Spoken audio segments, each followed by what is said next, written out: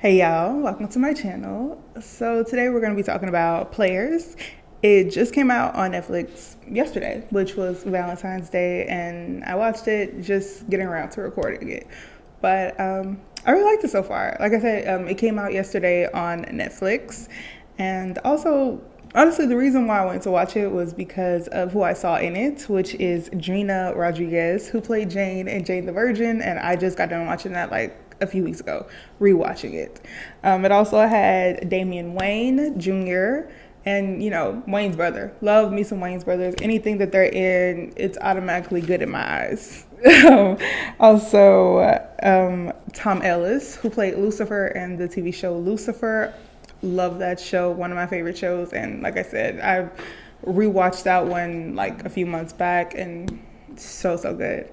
But yeah, I'm just gonna get into this movie. Spoiler alert, there will be a lot of spoilers, a lot. So if you haven't watched it, go watch it, then come back. Or if you already watched it, stick around. So the show follows a group of friends. It's like four of them in a gang. First, there's Gina, who plays Mac. There's the Wayne's brother, like I told you, his name is Adam in the movie.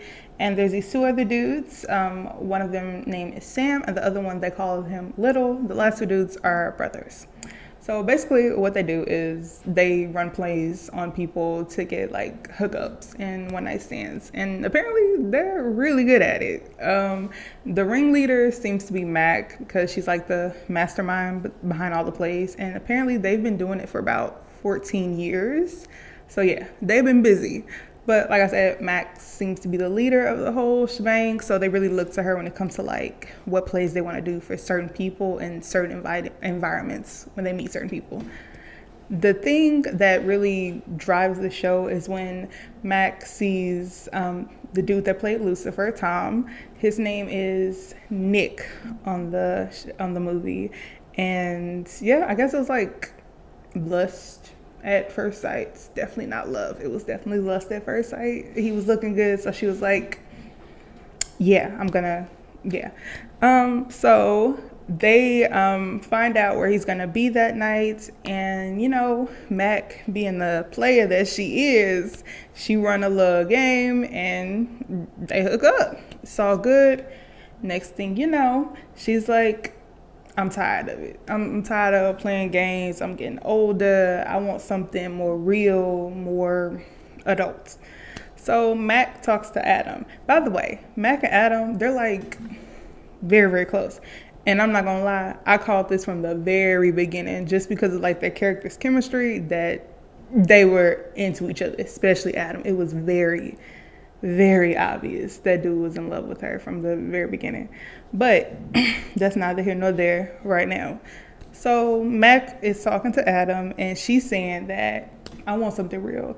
And Nick, oh dude, he's looking good. Like, he's successful, he's handsome, and he got matching plates. That was one of the requirements she had. She said he looked adult because he had matching plates and other stuff in his apartment. But yeah, so she was like, I want to run a play for him. I want not no one-time hookup because you already had that. She wants to have a real thing with him.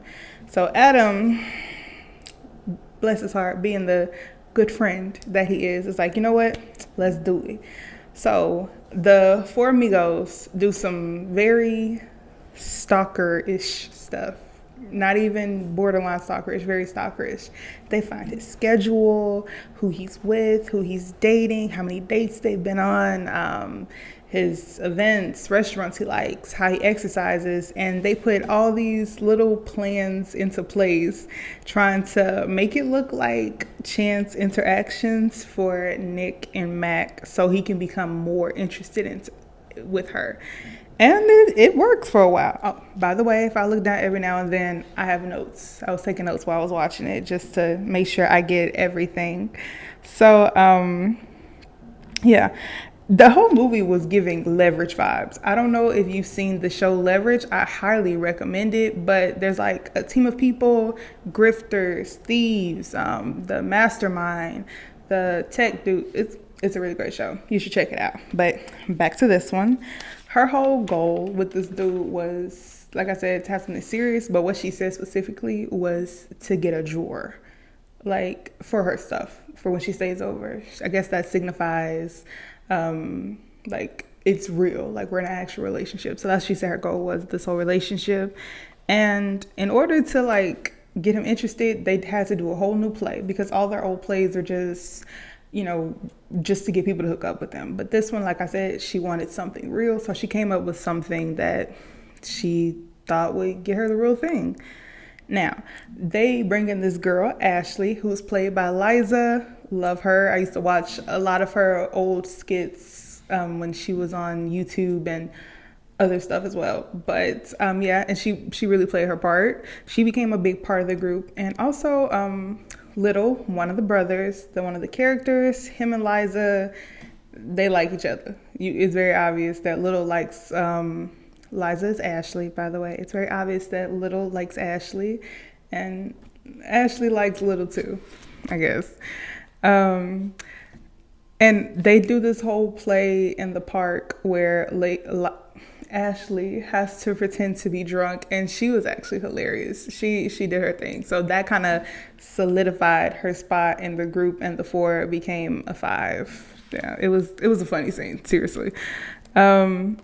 So Nick was already feeling Mac a little bit because of all these chance encounters, but they kind of got into this, they had a little bump in the road because usually Nick only goes on 1 or 2 dates when he's out with people, but this one girl he was going to go on a 3rd date with, and according to the group in Mac, that a 3rd date signifies that it's getting serious. Like 3rd date either makes or breaks the relationship. So if it makes it, she would have to wait a little bit longer to get to him, and she wasn't having it.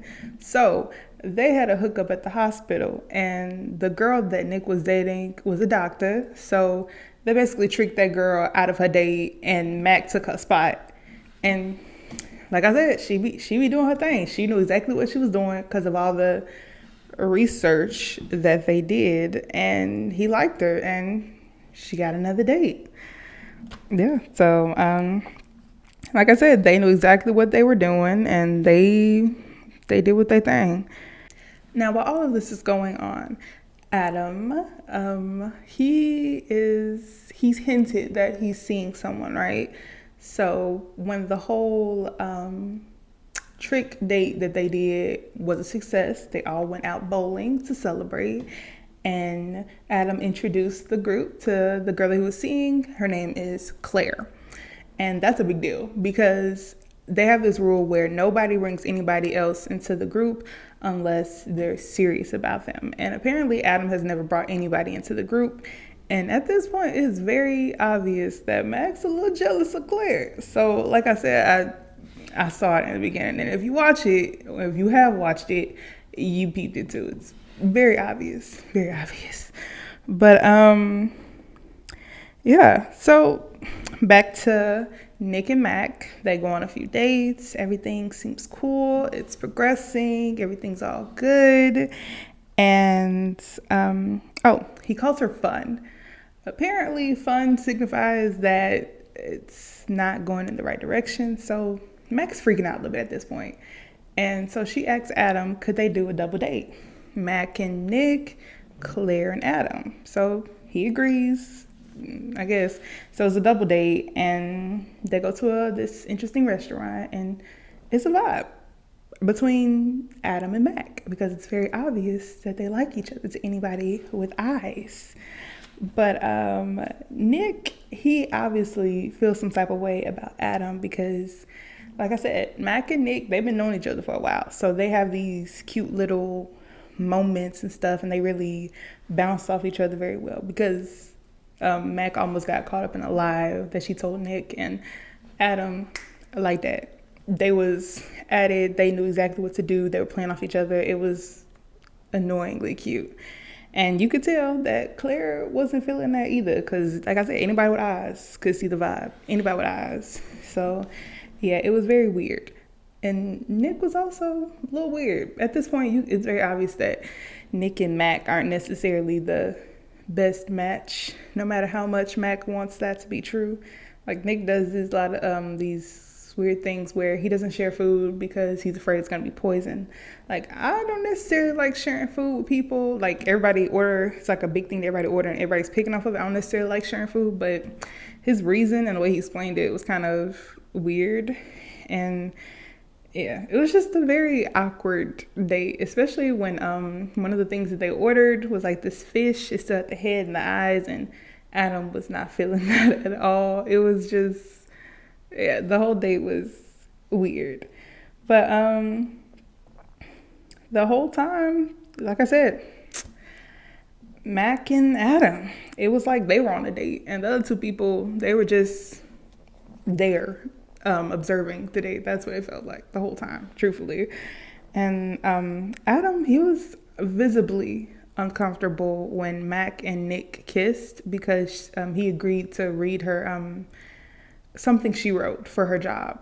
I forgot to mention that the whole way that they met was Mac met Nick at the job, even though Mac, Adam, and Sam, the older brother, they all work together at a newspaper, and Mac is a sports writer. She go watch sports events and she writes about it.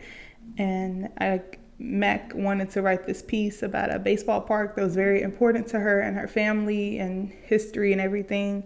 And she's very like starstruck with Nick, kind of, because Nick is a writer and he has some pretty big accomplishments. So Mac, I feel like the only reason she really wanted to talk to him is because, like I said, she was starstruck. He was handsome and successful. And yeah, she was very excited that he wanted to read what she wrote. So it's post-date, and Mac sends Adam what she wrote already about the sports thing that she wants to write. And Claire is noticeably extremely jealous about the vibes that Adam and Mac was putting down, which was rightfully so. Like I said, extremely obvious. So yeah, you can see it. You can see it on her face. She's not feeling that at all. And honestly, at this point, I start to get a little annoyed with Mac because it feels like she's compromising herself. Like, she changes everything and she goes out of her way to do certain stuff because she knows after her research what Nick likes.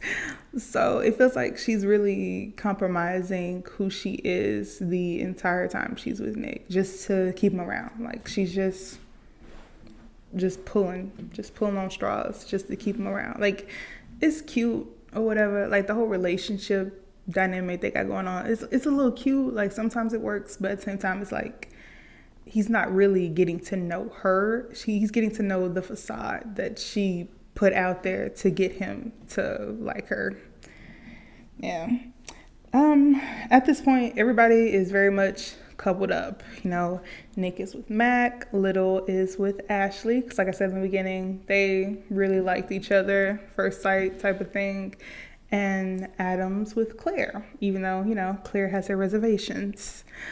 And Sam is feeling left out because at first everybody was single, they were doing plays on people, you know, they were getting the hookups, and they were like a group, a family, you know, they were just messing around, having fun every night, drinking and everything. But since everybody got their relationship, that starts to slow down and they start to kind of drift off a little bit. Their friendship isn't breaking up, but it's like it's not the same as it used to be now that everybody's like coupled up. So Sam is feeling a little neglected at this point, but he's not being a baby about it or anything. He's just, you know, it's just obvious that he's feeling a little neglected. Yeah. Okay, so you know how I said Nick was gonna read what Mac wrote because it was super personal and important to her, and she really cared about this piece because it had to do with family and history and all the stuff that was really important to her. And basically, Nick had a lot of notes, had a lot of rewrites. He basically rewrote the whole thing. And Adam, he, knowing Mac, was like, this is perfect, this is very you, this is so good, all that. But Nick was like, it's good, but it's like there's too much mushy stuff. There's too much, is it family relevant? Is this and that? Like I said, basically rewrote it. And Mac was feeling very insecure about that. Just because, she looked up to Nick. Like I said, she was starstruck, and he's a writer, and she's not really listening to what Adam has to say, even though Adam knows her better. She's like, oh no, Nick's a writer. Nick, he won this award, even though he was nominated. He didn't win the award. But yeah, she starstruck. Like I said, she's not really listening. And it's very evident at this point that Mac is way more supportive of Nick than Nick is of Mac. Because there's this event that I think it was held for Nick, but I'm not 100% sure, but he looked like the star of the show, so it might have been for Nick. And Nick, he's out, he's talking to people, he's schmoozing with people, and Mac's just over there chilling, waiting for him to stop. Everybody did show up, like the gang showed up for him. Mac talked him into it. So she wasn't completely alone. She had Adam, but at the same time, she was waiting on her man. She was like, so when you gonna come over? When you gonna introduce me to people? She wasn't saying it, but that was the feel that you were getting. And at this point, Adam's really fed up with Nick because Adam knows in his heart that Nick's not the right guy for her. And, we know that Adam is in love with Nick. I mean, Mac. Not Nick, Mac. And when Adam finds out that Nick basically rewrote all of Mac's, her paper that she wrote, he basically goes off because he realizes that Mac is basically losing herself. She's basically letting this guy tell her what's right for her, even though he knows her. Adam knows Mac. Nick, he's just some dude that she's obsessed with at this point. Like, he's just some dude that she's just holding on to for dear life, even though it's very obvious that it's not working out. He doesn't really know her. And like I said, Adam and Mac, they get into a fight, an argument over this whole thing because, like I said, Adam knows Mac. He knows her heart. He knows what's right. He doesn't necessarily, okay, I'm not gonna say he knows what's right for her, but he knows that Nick isn't right for her. And at this point, she's defending Nick, but she also knows that Adam's right. So when they get home from the thing that he had, the gala or whatever that was, Mac finally gets what she wanted. Her goal for the whole thing, she got the drawer. He said, here's a drawer for your socks or whatever for when you stay over. And he was happy about it. But Mac, at this point, realizes that Adam was right. He doesn't know her, and that drawer doesn't really mean anything because that piece that she wrote that was so personal, that was so important to her, she felt like that was her. That was her history. It was so important to her. And the fact that he said he didn't like it and he basically rewrote the whole thing, it felt like he was rewriting her. So she broke up with him. Thankfully, finally, she broke up with him. And yeah, now she's sad because she's fighting with her best friend. He's not responding to her. She's eating falafel. She's falafel when she's upset. Yeah, it was a whole thing that came up earlier in the movie.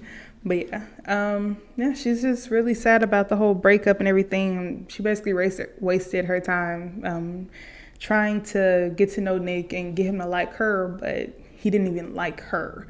He liked what facade she put out for him to like, which is on her, but at the same time, it's like, yikes. Yeah. Another thing, she also broke up with him because apparently he knew for 3 weeks that it was a possibility for her to lose her job if the editor or whoever the person was at the newspaper didn't like what she wrote. They were doing cuts for a while, and Mac had a sneaky suspicion, but the fact that Nick knew and he didn't say anything about it for 3 weeks, that really put the whole thing over the top. But her editor, she told her, send me the papers. Max sent them out, and the editor loved her, which was great because she was stressing about losing her job. And not only did she not lose it, she got a promotion of sorts. She got to cover this really big Yankees game, and Mac was over the moon excited. So I was very, very happy for her. And I think that same night they went out celebrating. And they found Claire in the corner kissing another guy. So them being the loyal friends that they are, they run up on Claire. They're like, what are you doing? Why are you out so brazenly kissing this man in public? Or what about Adam? Apparently, Adam and Claire been broken up since the whole group date thing. She was like, I know Adam's in love with you, Mac. It's very obvious. Everybody sees it. Everybody knows it.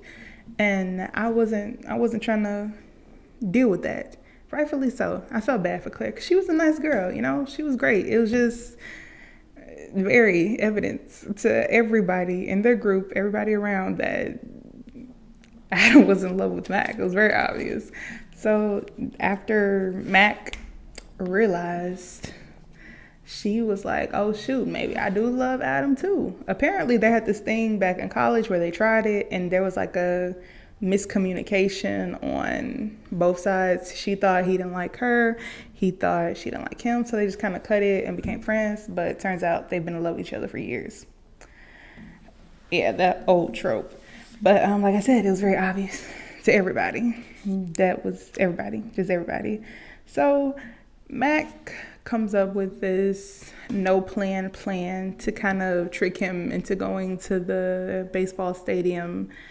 And she basically confesses her love for him. And he was like, I love you too, man. Yeah, you talk too much, but I love you too. And it was a cute moment. It was very cute. And that's how the movie ends. Yeah. Okay, so I'm going to talk about what I liked about the characters and with some, what I didn't like. So with Mac, loved her character. I thought she was funny. I really liked her personality. I thought she was a cool person. The only thing I did not like about her was that she went so far out of her way to change who she was for a guy, which I know as a girl, as a woman, it's very easy to do that. It's very easy to lose yourself trying to impress someone and make someone you really like you, or like a facade of you. But I didn't like that she had to change herself so much just to get the guy. But like I said, that's very, very easy to do. Damien, who played Adam, he was great in this movie, actually. He was a really great, supportive friend. Even though he was in love with Mac the entire time, he went out of his way to help her. He did the research, and he did everything. He didn't sabotage anything like people normally do in movies or anything. He was just really supportive. And when he felt like enough was enough, he told Mac. He was like, okay, I get that you really like this guy, but does he really know you? Is this a real relationship? You have to change everything about yourself. And the little part that you did show him of you, he didn't like it. What are you really holding on to? So yeah, I loved Adam. He was a great character. Now, Nick wasn't terrible. I will give him that. He was not a terrible character. He wasn't like a villain or anything in this movie. He just wasn't for Mac. Like, he was a bit obnoxious at times. I'll give you that. He was definitely an obnoxious character at that moment, but he had his good moments. He had his good guy moments. Him and Mac had their cute moments, but yeah, it didn't work. The personalities didn't mesh. It was very obvious that wouldn't work out. But he was, like I said, his character wasn't terrible. He wasn't a villain or nothing like that, so he was cool. So I also want to talk about Liza. I really love Liza's character. She was funny. She was a good inclusion to the group of four, and when she came and made it a 5, she was a good friend to them. And I feel like Ashley was a good friend, the character Ashley. But Liza herself, I enjoyed seeing her again. Like, I haven't seen her since she played in the Medea movie. Maybe she's been in other stuff, but I personally have not seen it. But I really enjoyed seeing her, and I definitely feel like she's grown a bit as an actor.